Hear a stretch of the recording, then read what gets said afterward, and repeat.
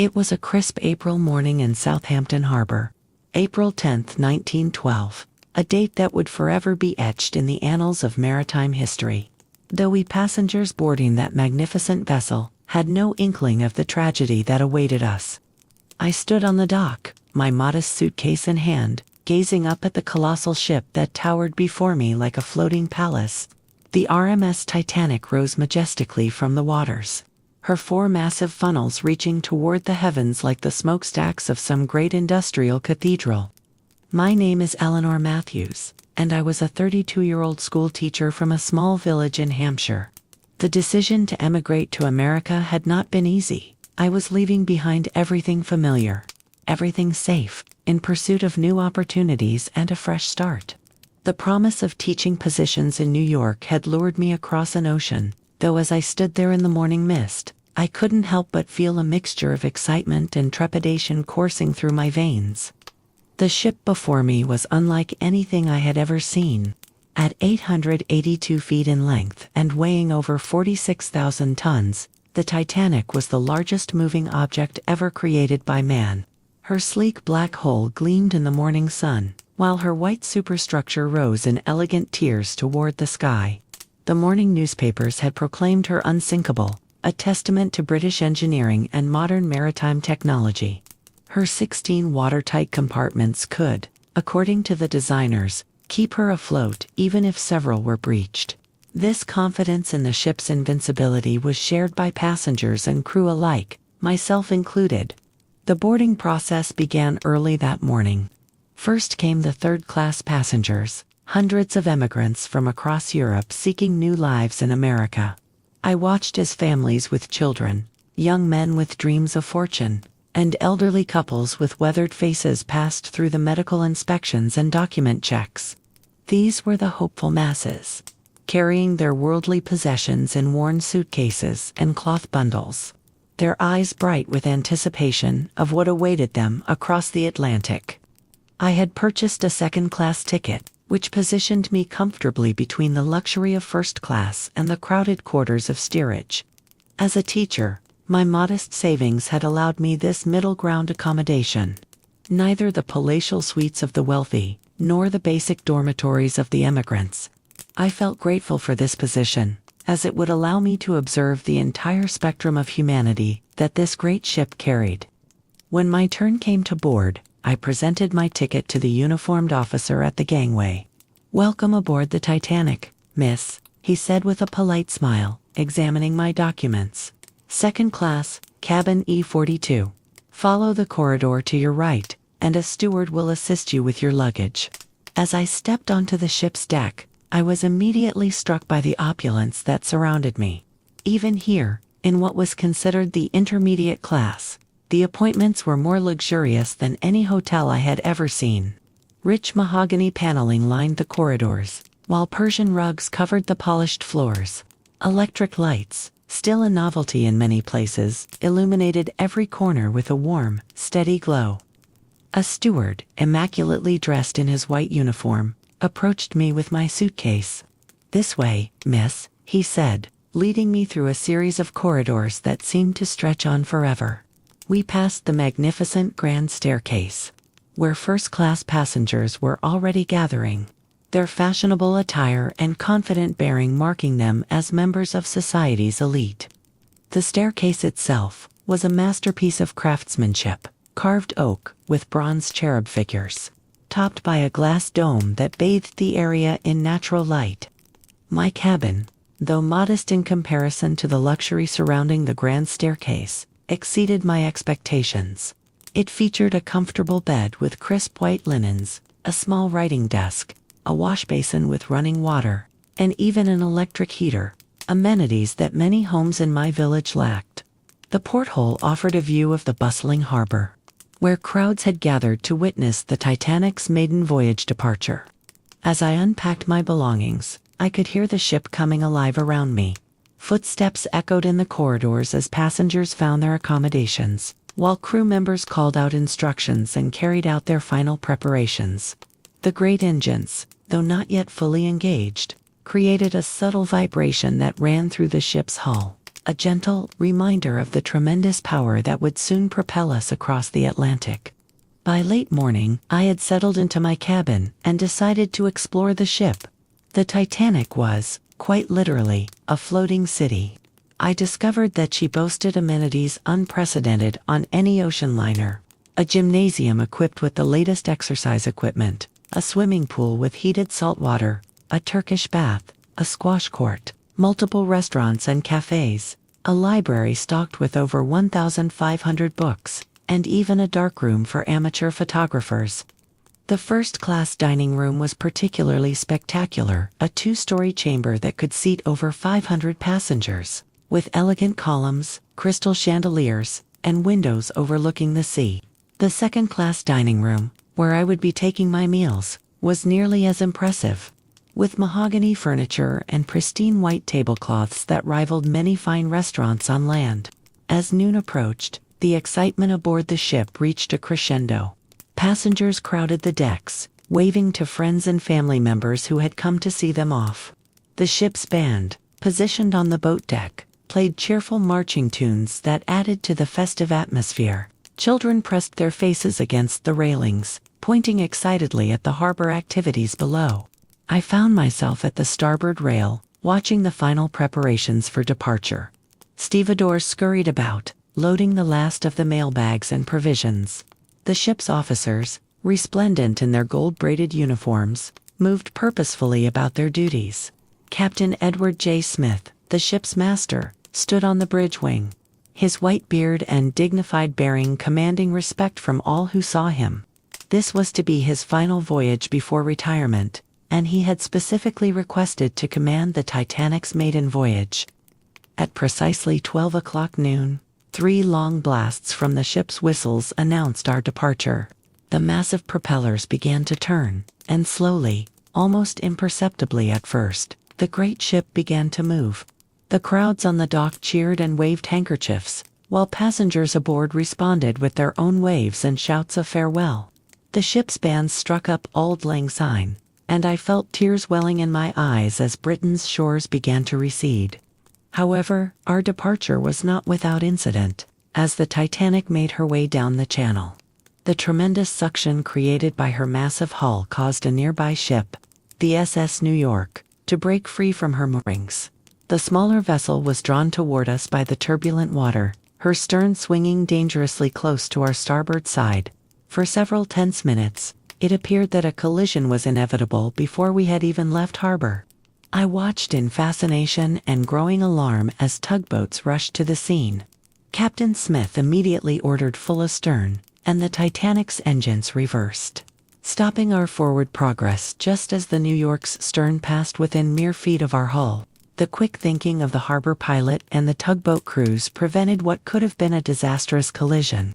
Some passengers later remarked that this near miss was an ill omen for the voyage, but at the time, most of us viewed it simply as an exciting start to our journey.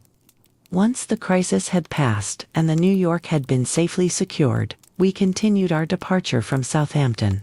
The British countryside rolled past our starboard side, green fields dotted with sheep, quaint villages with their stone churches, and the occasional manor house set back among ancient oak trees. This was my homeland, the place where I had been born and raised, and I felt a profound sense of melancholy as it slowly disappeared behind us. Our first port of call was Cherbourg, France, which we reached as the sun was setting on that first day.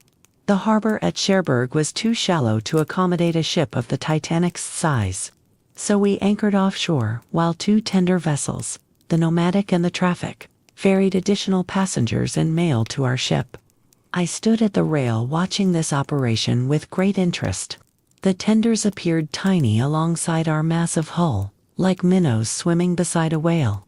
The transfer of passengers was accomplished with impressive efficiency. Gangways were lowered, and within an hour, 274 additional passengers had come aboard, along with several sacks of mail and cargo. Many of these new passengers were Americans returning home from European holidays, and their accents and animated conversations added a cosmopolitan flavor to the ship's atmosphere. I observed wealthy industrialists with their wives, young couples on their honeymoons, and seasoned travelers who seemed to take the luxury of first-class travel for granted. Among them was Colonel Archibald Gracie, a distinguished Civil War historian, Mr. and Mrs. Isidore Strauss, the elderly couple who owned Macy's department store, and the young newlyweds, Mr. and Mrs. John Jacob Astor, whose presence caused quite a stir among the other passengers. As evening fell and we departed Cherbourg, the ship's dining rooms came alive with activity. I made my way to the second-class dining saloon, where I was seated at a table with 3 other passengers, a Welsh mining engineer traveling to Pennsylvania, a young Irish woman seeking domestic work in Boston, and an elderly German professor of literature bound for a teaching position at Columbia University. The meal was extraordinary, far superior to anything I had expected. We began with a clear soup, followed by fresh salmon with cucumber sauce, roast beef with Yorkshire pudding, spring lamb with mint sauce, and an assortment of vegetables that had been loaded fresh that morning in Southampton. For dessert, we were offered ice cream, fresh fruits, and an array of pastries that would have been the envy of any London restaurant. Our conversation over dinner was lively and optimistic. We discussed our reasons for traveling to America, our hopes and plans for the future, and our impressions of the ship. The German professor, Dr. Heinrich Weber, was particularly eloquent in his praise of the Titanic's design and construction. "This ship represents the pinnacle of human achievement," he declared, gesturing with his wineglass. "She is proof that man can conquer nature through engineering and determination." After dinner, I explored more of the ship's public spaces. The second-class library was well appointed with comfortable leather chairs and a selection of current novels and The smoking room, reserved for gentlemen, was filled with the low murmur of conversation and the aromatic haze of fine cigars. I could hear music drifting from the first-class lounge, where a small orchestra was entertaining the wealthy passengers with popular melodies of the day. The following morning, April 11th, we arrived at Queenstown, now known as Cove, Ireland, our final port of call before venturing into the open Atlantic. The weather had turned cooler, and a stiff breeze was blowing in from the southwest. But the sun broke through the clouds intermittently, casting shifting patterns of light and shadow on the green hills of the Irish coast. Once again, tenders brought passengers and mail to the ship. This time, the majority of the new arrivals were third-class passengers, Irish families seeking a new life in America, young men hoping to find work in the factories and mines of the New World, and girls who dreamed of domestic service in wealthy American households. Their faces bore the weathered look of hard lives, but their eyes shone with hope and determination. I watched from the boat deck as these new passengers came aboard, carrying their possessions in battered suitcases, canvas bags, and even bundles wrapped in cloth. Children clung to their mothers' skirts, wide-eyed at the immensity of the ship that was to carry them to their new homeland. Old men clutched pipes and prayer books, while young women whispered excitedly to one another about the adventures that awaited them. The contrast between these humble immigrants and the wealthy first-class passengers was stark. Yet there was something profoundly moving about sharing this great ship with people from all walks of life. We were all, in our own ways, seekers of something better, whether it was business opportunities, academic advancement, employment, or simply escape from the constraints of the old world. Among the Irish passengers boarding at Queenstown were some who would become part of the Titanic's tragic story. There was young Eugene Daly, carrying his bagpipes and dreaming of playing in the bands of New York. Katie Gilna, a 16-year-old girl, going to work as a maid in New York. And Daniel Buckley, a 21-year-old seeking work in the American construction industry. Their stories, like mine, were just beginning, though none of us could foresee how dramatically they would end. As we finally departed Queenstown and headed into the open Atlantic, I stood at the stern rail watching Ireland disappear into the distance.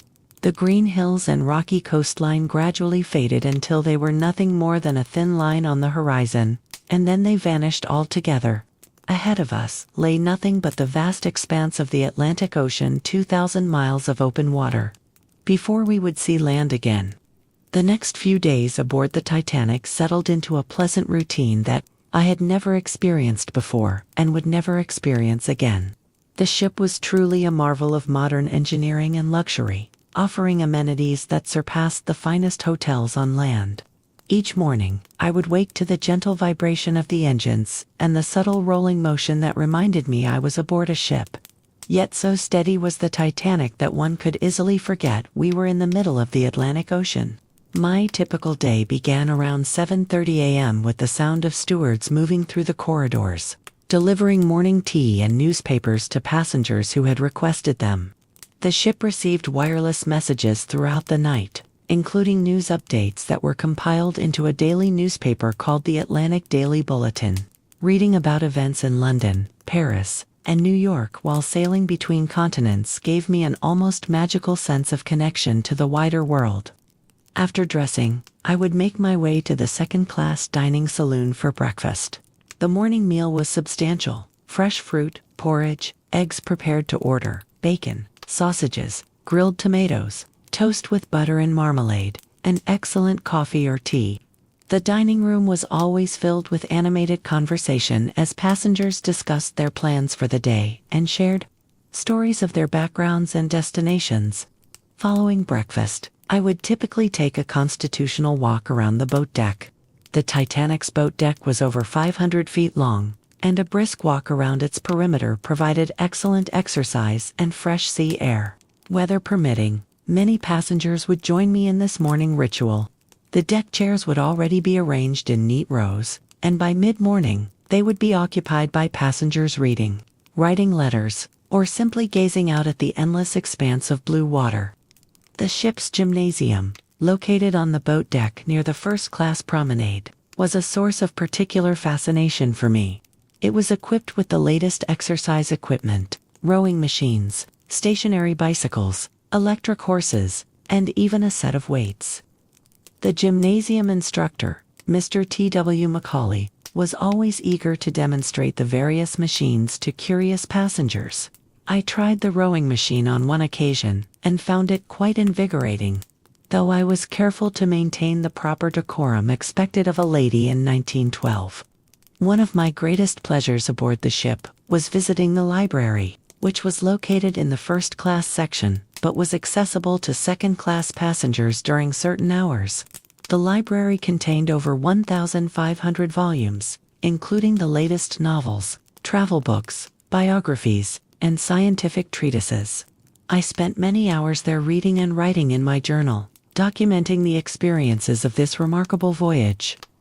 The social dynamics aboard the Titanic were fascinating to observe.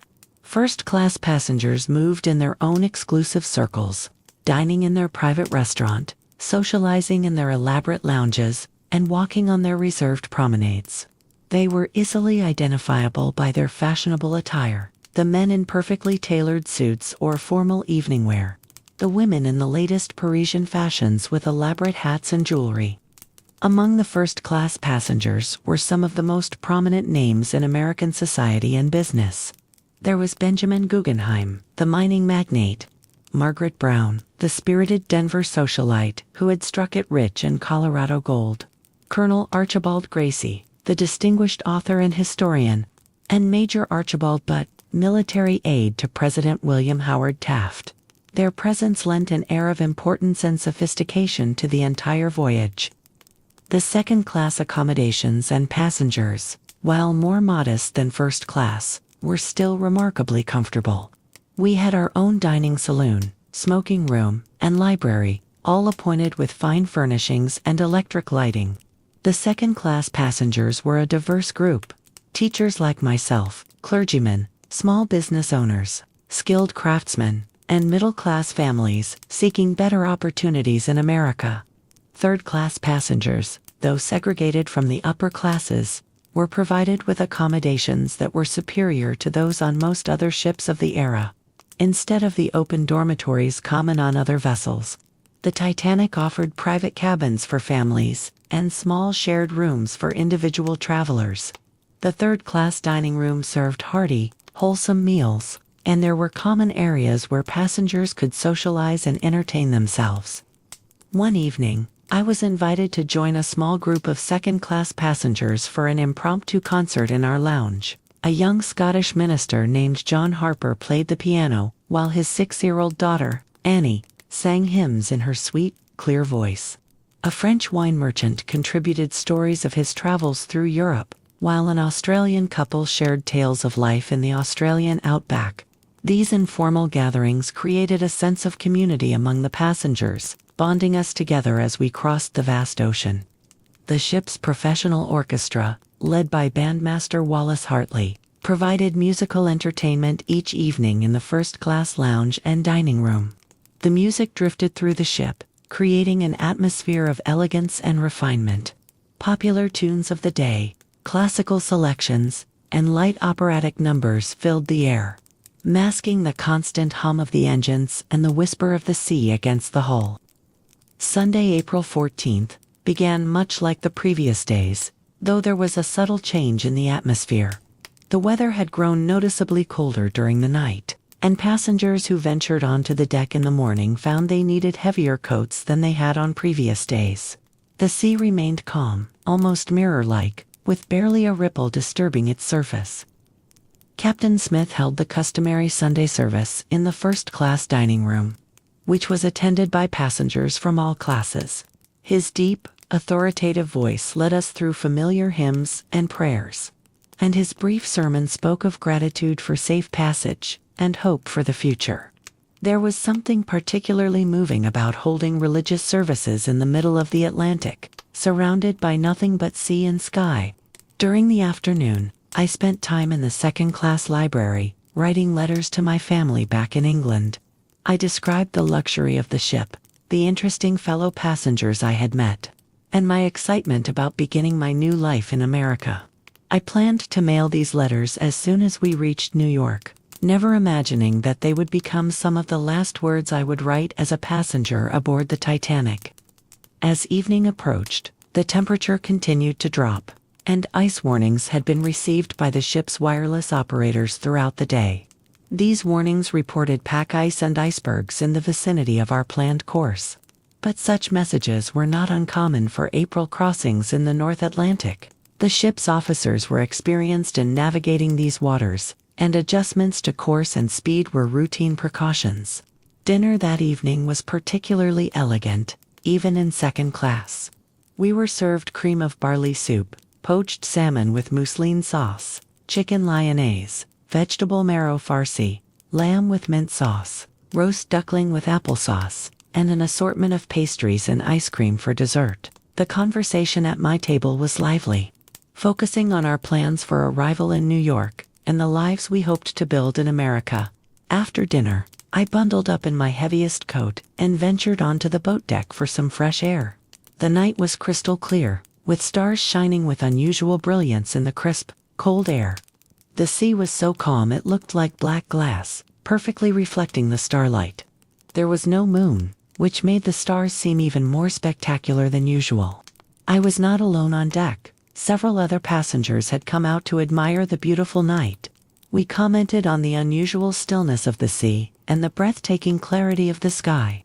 An elderly gentleman from first class remarked that in 40 years of ocean travel, he had never seen the Atlantic so calm. A young couple from second class stood at the rail, wrapped in blankets, marveling at the cosmic display above us. The cold eventually drove me back inside, and I retired to my cabin around 10:30 p.m. I spent some time writing in my journal, recording the events of the day and my impressions of this remarkable voyage. The ship was running smoothly, making excellent time toward New York, where we were expected to arrive Wednesday morning.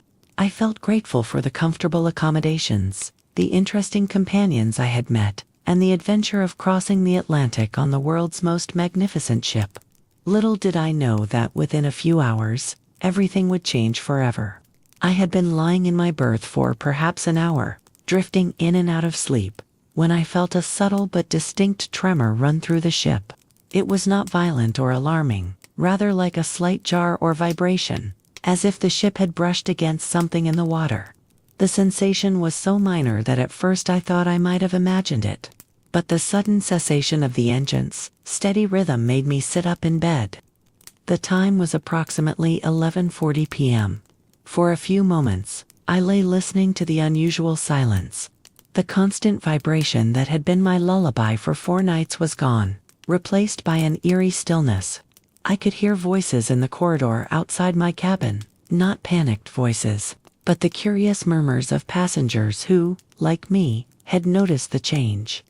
Wrapping my robe around me, I stepped into the corridor. Other passengers were doing the same, their faces showing mild curiosity rather than alarm. A gentleman from the cabin next to mine, Mr. George Reams, a French businessman, approached me with a puzzled expression. "Did you feel that?" he asked in accented English. "The ship seems to have stopped." Before I could answer, a steward appeared at the end of the corridor. His manner was calm but purposeful, as he walked from door to door, knocking gently and speaking in measured tones. "Excuse me, sir, madam, as a precautionary measure, please dress warmly and put on your life jackets. Make your way to the boat deck." Life jackets.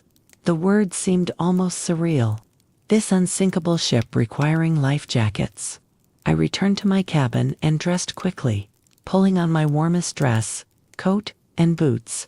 The cork life jacket, stored in the top of my wardrobe, was awkward and bulky, but I managed to secure it over my coat as instructed. Back in the corridor, I joined a growing stream of passengers making their way toward the upper decks. The mood was still relatively calm, more curious than frightened. Many passengers treated the situation as an interesting diversion from the routine of shipboard life.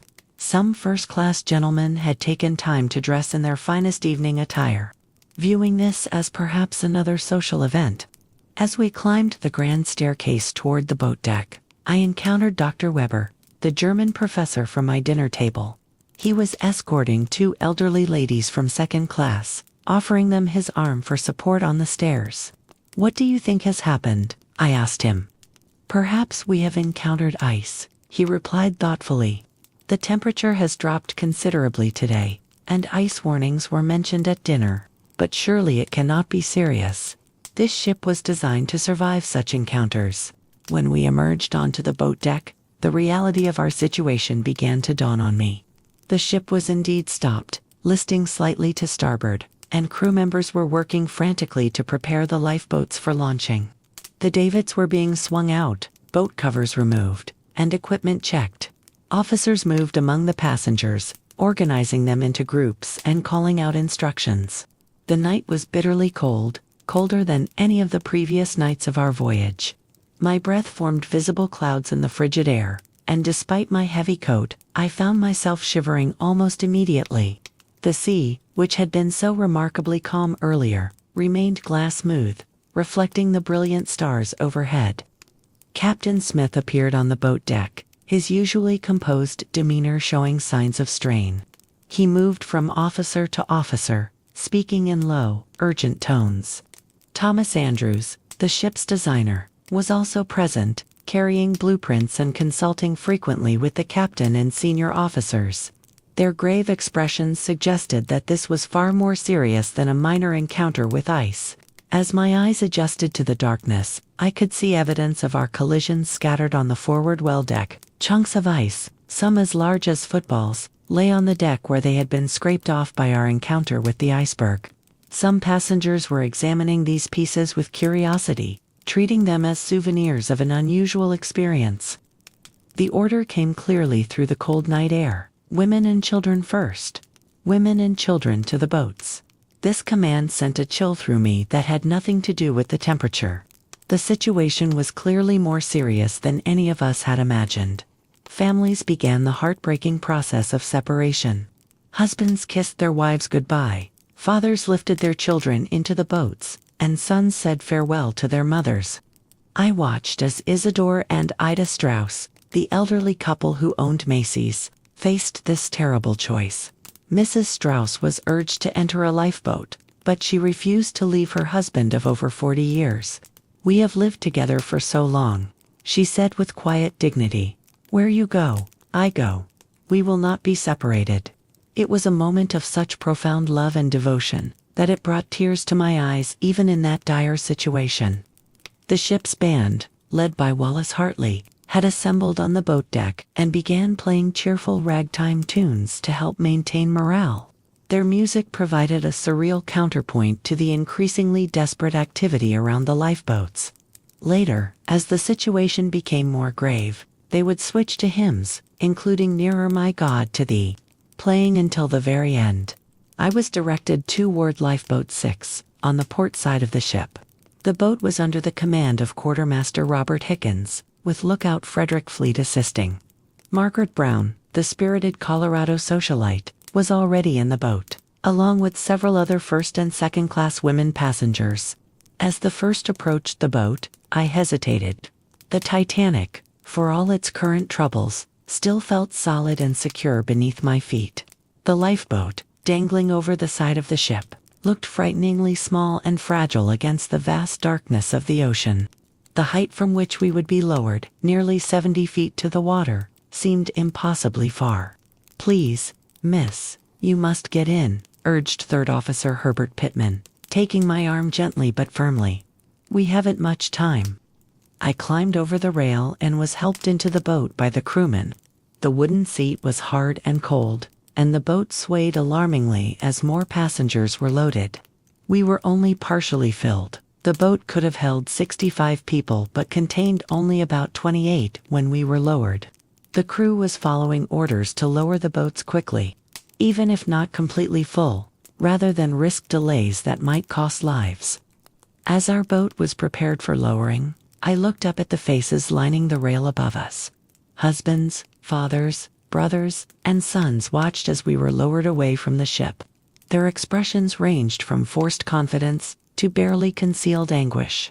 Many were men I had seen during the voyage, fellow passengers with whom I had shared meals and conversations, now facing the possibility that we might never meet again. The descent to the water was terrifying. The boat jerked and swayed as it was lowered on the davit ropes, and several times it seemed we might capsize before reaching the ocean. The side of the ship, lit by the still functioning electric lights, slid past us like a great wall. I could see into the windows of passenger cabins and public rooms, some still brightly lit, others dark and abandoned. When we finally reached the water with a jarring splash, the reality of our situation fully hit me. We were in a small boat in the middle of the North Atlantic, surrounded by darkness and ice-cold water.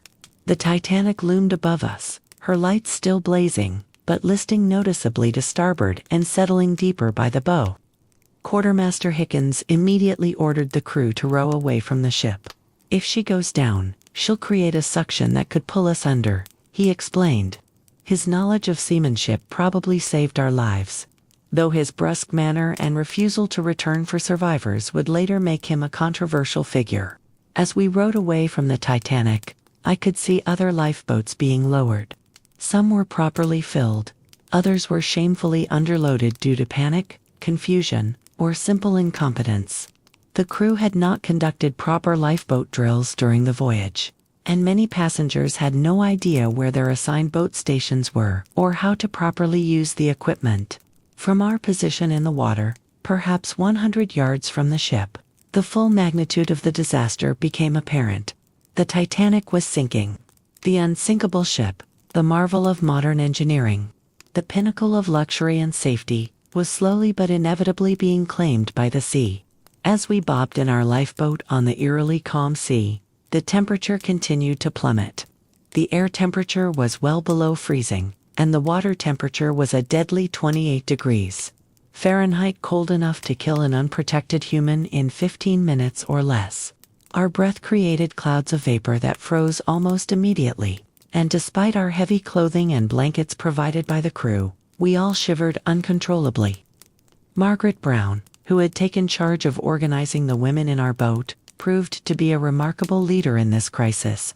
She encouraged us to row to keep warm and maintain distance from the ship, distributed blankets and shared her flask of brandy with those who seemed to be suffering most from the cold.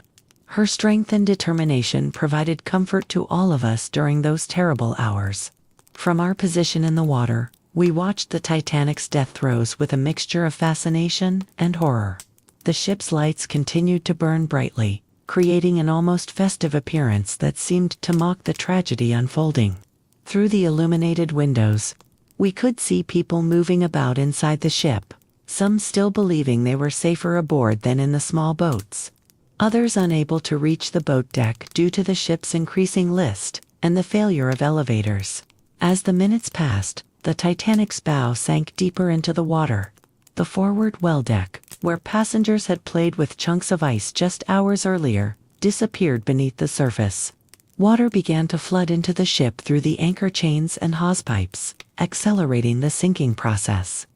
Around 1:30 a.m., the ship's electric lighting began to flicker and fail as the dynamos were overwhelmed by rising water. When the lights went out completely, the Titanic became a dark silhouette against the star-filled sky.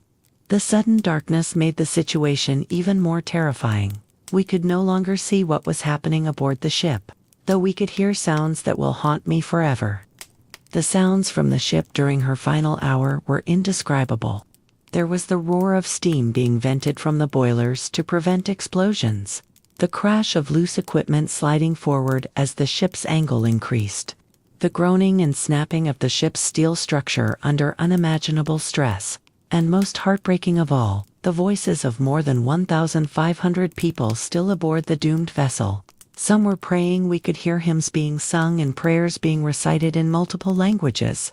Others were calling for help, their voices carrying across the still water with crystal clarity. Children were crying, women were screaming, and men were shouting final messages to loved ones in the lifeboats. The ship's band continued to play, their music providing a soundtrack to the tragedy that was both beautiful and utterly heartbreaking. Around 2:05 a.m., the Titanic's forward funnel collapsed with a tremendous crash, falling into the water and creating a wave that rocked our lifeboat violently. This collapse indicated that the ship's structure was beginning to fail under the enormous stress of the sinking. The weight of water in the forward compartments was pulling the bow down at an increasingly steep angle, while the stern, still relatively dry, was being lifted out of the water. What happened next remains burned into my memory with terrible clarity. The ship suddenly broke in two, her hull snapping roughly between the third and fourth funnels. The lights, which had flickered back on briefly, went out forever. The bow section, completely flooded and heavy, plunged toward the ocean floor. The stern section, temporarily relieved of the weight of the bow, settled back into the water briefly before beginning its own final plunge. The sound of the ship breaking apart was like nothing I had ever heard, a combination of shrieking metal, exploding boilers, and crashing debris that echoed across the water like thunder. Those still aboard the ship during this catastrophic event faced horrors that I cannot adequately describe. At approximately 2:20 a.m., the stern section of the Titanic rose out of the water at a nearly vertical angle, her three massive bronze propellers clearly visible against the starlit sky. For perhaps 30 seconds, she hung there like some great monument, before sliding beneath the surface with surprising speed and quietness. The moment the ship disappeared completely beneath the waves, a sound arose from the water that I will never forget as long as I live. It was the collective voice of over 1,500 people in the freezing water, crying for help, calling for rescue, praying, and slowly, one by one, falling silent as the cold claimed them. In our lifeboat, we sat in stunned silence, hardly able to comprehend what we had just witnessed. The unsinkable Titanic was gone, carrying with her more than 2/3 of the souls who had been aboard. The sea that had been so calm and peaceful during our voyage had become a graveyard. Margaret Brown immediately demanded that we return to pick up survivors from the water. "We have room for more people," she declared, her voice strong despite the bitter cold. "We cannot leave them to die." But Quartermaster Hickens refused her pleas. "If we go back, they'll swamp the boat and we'll all drown," he argued. "Those people in the water are as good as dead anyway. The cold will kill them in minutes." The argument that followed was heated and heartbreaking. Several of the women in our boat supported Mrs. Brown's position, while others feared for their own lives if we attempted a rescue. The voices from the water were growing weaker and fewer by the minute, and we all knew that time was running out for anyone who had survived the ship's final plunge. In the end, fear prevailed over compassion. We did not return to search for survivors, a decision that would haunt many of us for the rest of our lives. Years later, I would learn that only one lifeboat, 5th Officer Lowe's boat, attempted any organized rescue of people from the water, and by then, it was too late to save more than a handful of lives. The hours that followed the Titanic's disappearance were the longest and most harrowing of my life. We floated in our small boat in the middle of the vast Atlantic, surrounded by darkness and the occasional eerie sight of an iceberg drifting past like a ghost ship. The temperature continued to drop, and despite our heavy clothing and shared blankets, we all suffered terribly from the cold. Our lifeboat contained 28 people, 23 passengers, and 5 crew members. Among the passengers were women and children from all 3 classes, ranging from wealthy first-class ladies like Mrs. Brown to third-class emigrants with their small children. In that boat, the social distinctions that had seemed so important aboard the ship became meaningless. We were all simply human beings struggling to survive. Some of the women in our boat had been separated from their husbands and had no idea whether they had survived.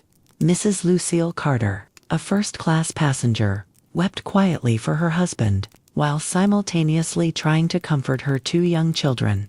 Mrs. Helen Bishop, a young newlywed, stared constantly at the other lifeboats, hoping to catch sight of her husband among the survivors. The children in our boat were remarkably brave. Little Lorraine Allison, just 2 years old, sat quietly in her mother's arms, while 4-year-old Douglas Bedden treated the entire experience as an adventure, asking his mother when they could go back to their nice ship. Their innocence provided some comfort to the adults, reminding us that life would continue beyond this nightmare. As the night wore on, we began to see other lifeboats scattered across the water. Some were close enough that we could call out to them and receive answers, while others were mere specks of darkness against the star-filled sky. The sight of these other boats provided some comfort. We were not alone in our struggle for survival. Around 3:30 a.m., someone in our boat spotted a light on the horizon. At first, we thought it might be another ship coming to our rescue, but the light remained stationary. It was later determined to be a rocket fired by the Carpathia, the ship that was racing to our aid after receiving the Titanic's distress calls. The Carpathia, commanded by Captain Arthur Rostron, had received our distress signals around midnight and immediately changed course to come to our assistance. Captain Rostron pushed his ship to maximum speed, racing through the ice field at tremendous risk to his own vessel and crew. His prompt response and skilled seamanship would prove to be the difference between life and death for the 710 survivors of the Titanic disaster. As dawn approached, the eastern horizon began to lighten with the first pale hints of sunrise. The change from the star-filled darkness to the gray light of dawn was both welcome and terrifying. Welcome because it meant we had survived the night. Terrifying because it revealed the full extent of our situation. With the growing light, we could see that we were surrounded by icebergs. Massive ice mountains, some rising 200 feet above the water, dotted the sea in all directions. The ice field stretched to the horizon, a beautiful but deadly landscape that had claimed the greatest ship ever built. In the morning light, the icebergs appeared almost magical, glowing with blue and white colors as the sun's rays struck their ancient ice. It was among this ice field that we spotted the Carpathia approaching. She was a smaller ship than the Titanic, but to us survivors floating in our lifeboats, she appeared as beautiful as any vessel ever built. Her single funnel released a steady stream of smoke as she picked her way carefully through the ice, stopping at each lifeboat to take aboard survivors. The rescue operation began around 4 a.m. and continued for several hours. One by one, the lifeboats were brought alongside the Carpathia, and survivors were helped aboard. Some boats had been separated from the main group during the night, and had to be located and rescued individually. When our turn came, I felt a mixture of relief and trepidation. We had survived the night, but many of us were suffering from exposure to the cold, and several women had to be carried aboard the Carpathia on stretchers. The crew of the rescue ship worked tirelessly to help us, providing blankets, hot drinks, and medical attention to those who needed it. As I was helped up the rope ladder onto the Carpathia's deck, my legs gave way beneath me. The cold, fear, and exhaustion had taken their toll, and I collapsed onto the deck, unable to stand. A kind crew member helped me to my feet and wrapped me in a warm blanket, while another brought me a cup of hot coffee that was the most delicious thing I had ever tasted. The scene aboard the Carpathia was heartbreaking. Survivors huddled in blankets, searching desperately for missing family members among the rescued.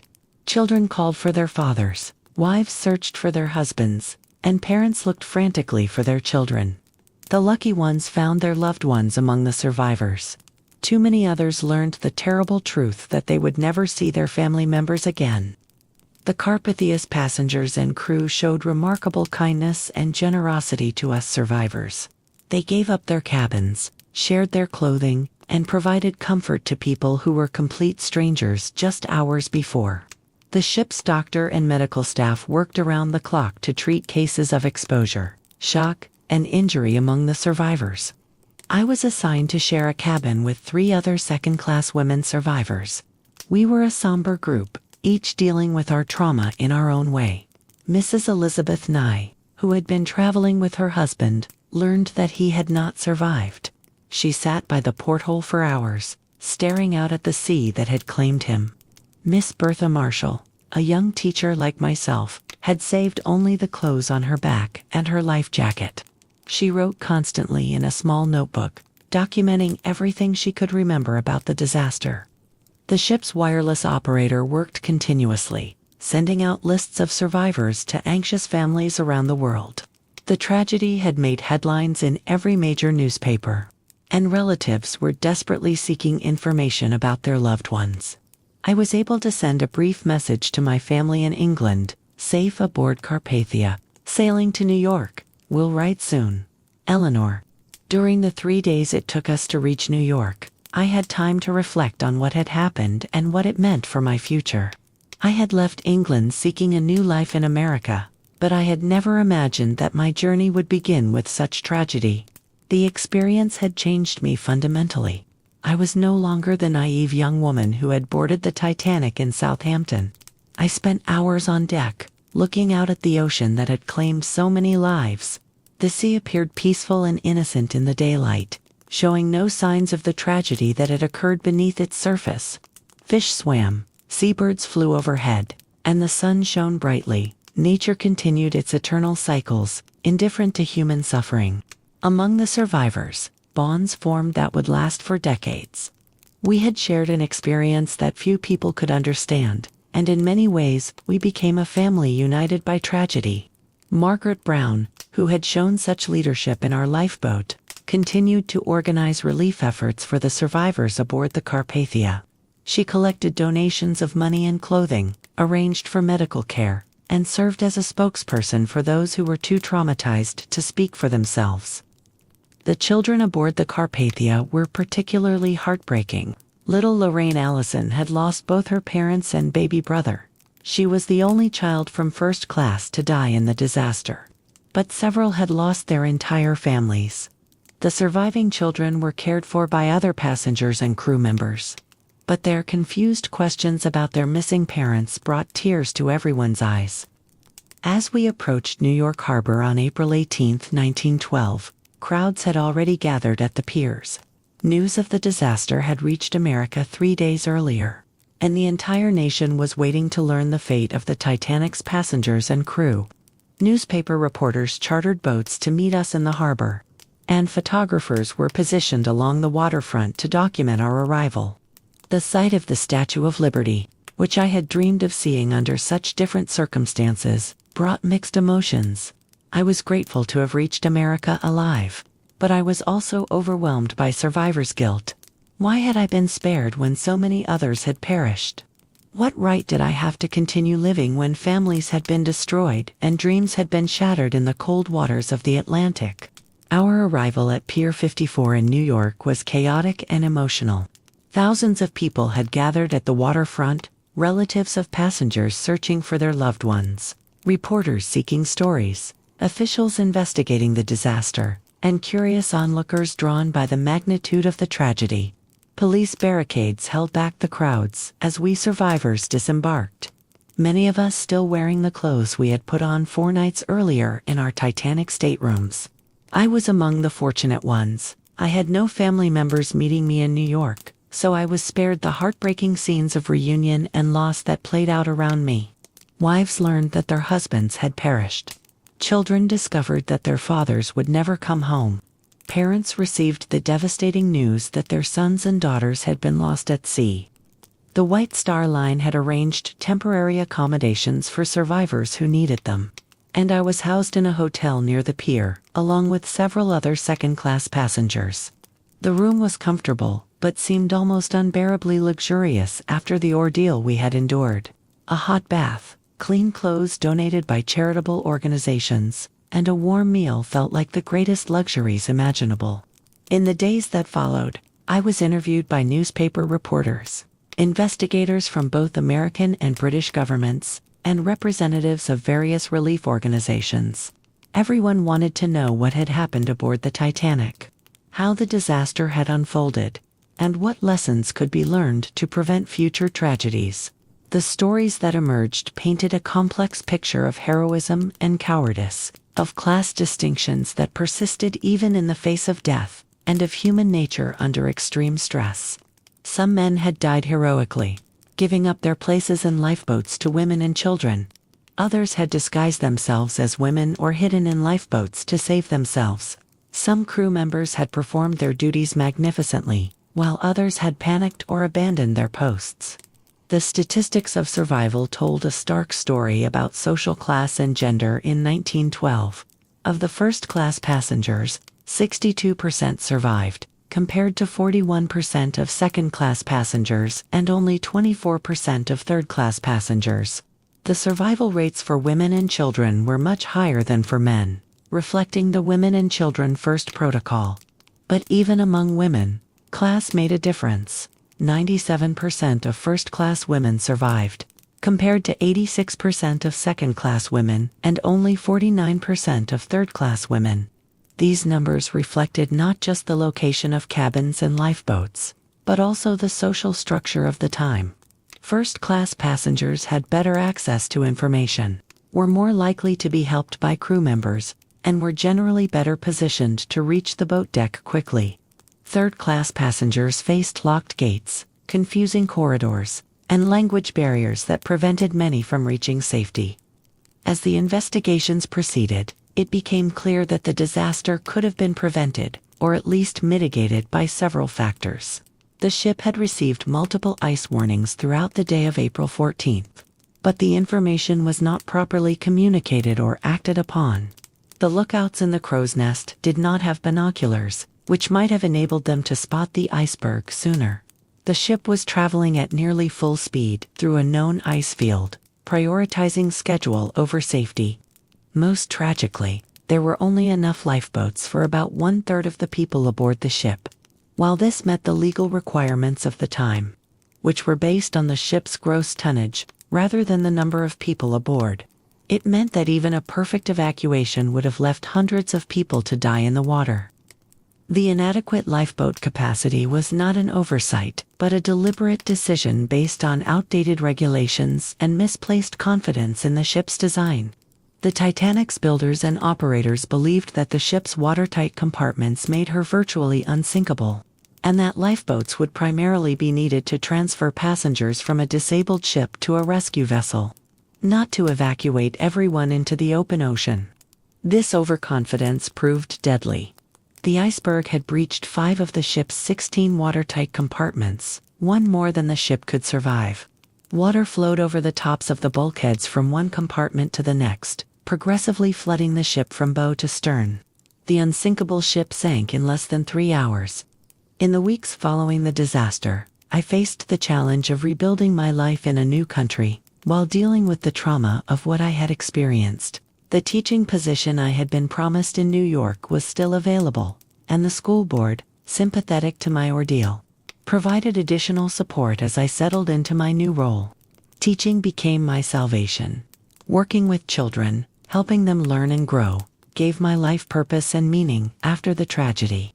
My students were fascinated by my story, though I shared only the most basic details with them.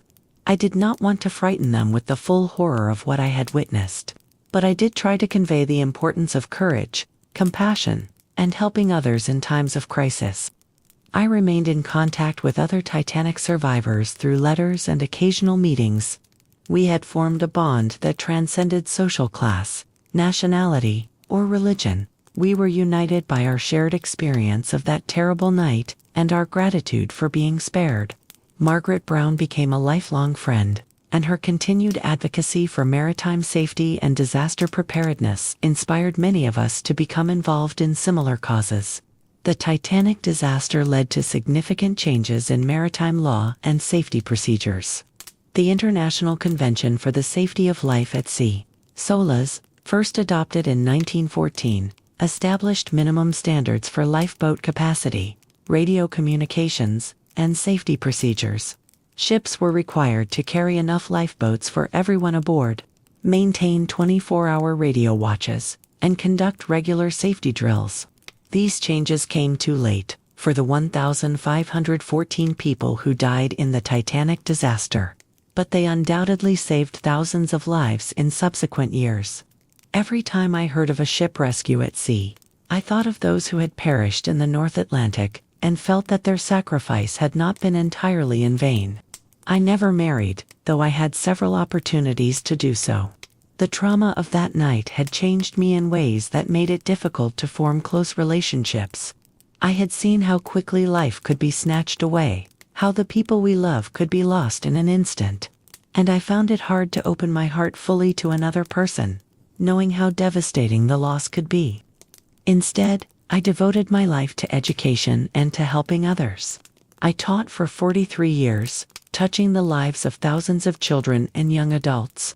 I volunteered with organizations that aided immigrants and disaster victims, drawing on my own experience to provide comfort and practical assistance to those facing their own crises.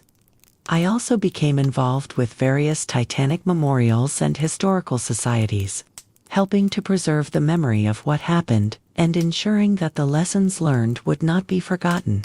I spoke at schools, community groups, and maritime organizations, always emphasizing the human cost of the tragedy and the importance of putting safety before profit or convenience. As I grew older, the memories of the Titanic became both more vivid and more precious to me.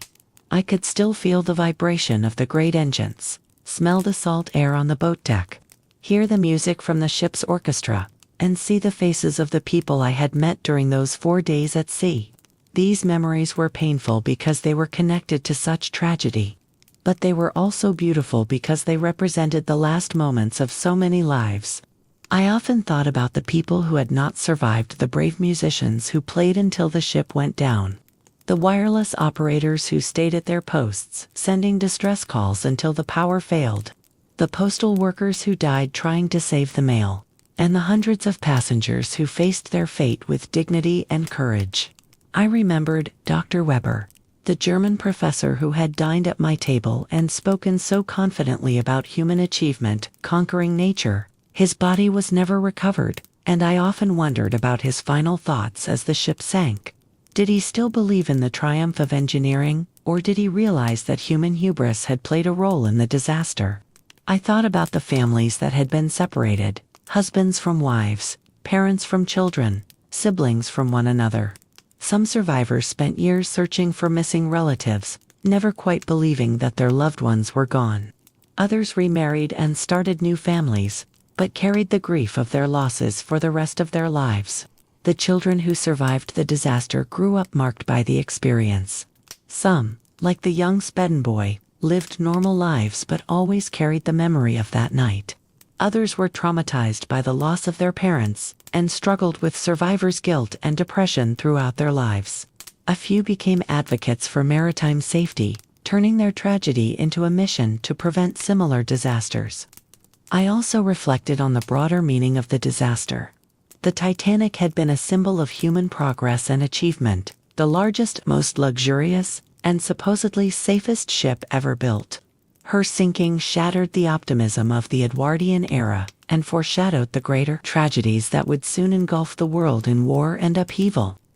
The disaster revealed uncomfortable truths about social inequality and the value placed on different human lives. The fact that a higher percentage of first-class passengers survived than third-class passengers was not just a matter of cabin location. It reflected systemic inequalities that determined who had access to safety and who was expendable. Yet the disaster also brought out the best in many people. Crew members who stayed at their posts, passengers who gave up their lifeboat seats to others, and the captain of the Carpathia who risked his own ship to rescue survivors, all demonstrated the nobility that humans are capable of in extreme circumstances. As I write these words, I am an elderly woman looking back on a life that began with tragedy but was filled with purpose and meaning. The Titanic disaster shaped me in fundamental ways, teaching me about the fragility of life, the importance of compassion, and the need to make each day count. I never returned to England after that April voyage in 1912. America became my home, and I found ways to honor both my new country and the memory of those who perished in the North Atlantic. I established a scholarship fund for children of maritime workers, contributed to the construction of Titanic memorials, and worked tirelessly to ensure that the stories of the victims would be preserved for future generations. In my final years, I have been contacted by historians, filmmakers, and writers who want to record my memories of that night. I have tried to be accurate and honest in my recollections, while also being respectful of the dead and sensitive to the survivors and their families who may still be living. The Titanic lies now on the ocean floor, 2.5 miles beneath the surface of the North Atlantic. The cold, dark waters that claimed so many lives have preserved the ship as a monument to human ambition and human fallibility. Explorers who have visited the wreck describe it as both magnificent and haunting. A palace of rust and decay populated by the ghosts of dreams and aspirations. I will not live to see the centennial of the disaster, but I hope that future generations will continue to remember the Titanic not just as a maritime tragedy, but as a reminder of our shared humanity. In that lifeboat on the cold April night in 1912, social distinctions disappeared, and we were all simply human beings struggling to survive. That is perhaps the most important lesson of all. The stars that shone so brilliantly on the night the Titanic sank are still shining today, and they will continue to shine long after all of us who remember that night are gone. But the memory of what happened, and the lessons learned from that tragedy, must be passed down from generation to generation, like a sacred trust. As I prepare for my own final journey, I think often of those who did not survive to tell their stories. I have tried to speak for them, to ensure that their lives and deaths had meaning, and to honor their memory by living a life worthy of the sacrifice they unwittingly made. The great ship is gone, but the human spirit that both caused the tragedy and rose above it remains. That spirit capable of both great folly and great nobility is what we must nurture and protect as we face the challenges of our own time. When my time comes to leave this world, I hope to do so with the same dignity and courage shown by so many aboard the Titanic on that terrible night. And perhaps, in whatever lies beyond, I will once again hear the music of the ship's band, see the faces of those I knew so briefly, but remembered so long, and finally understand the full meaning of what we all experienced together in those dark waters of the North Atlantic. The Titanic's story is ended, but the human story continues. May we all strive to be worthy of the trust placed in us by those who came before. And may we never forget the lessons written in ice and tragedy on that starlit April night when the unsinkable ship found the bottom of the sea, and 710 souls found their way to safety through the darkness and the cold.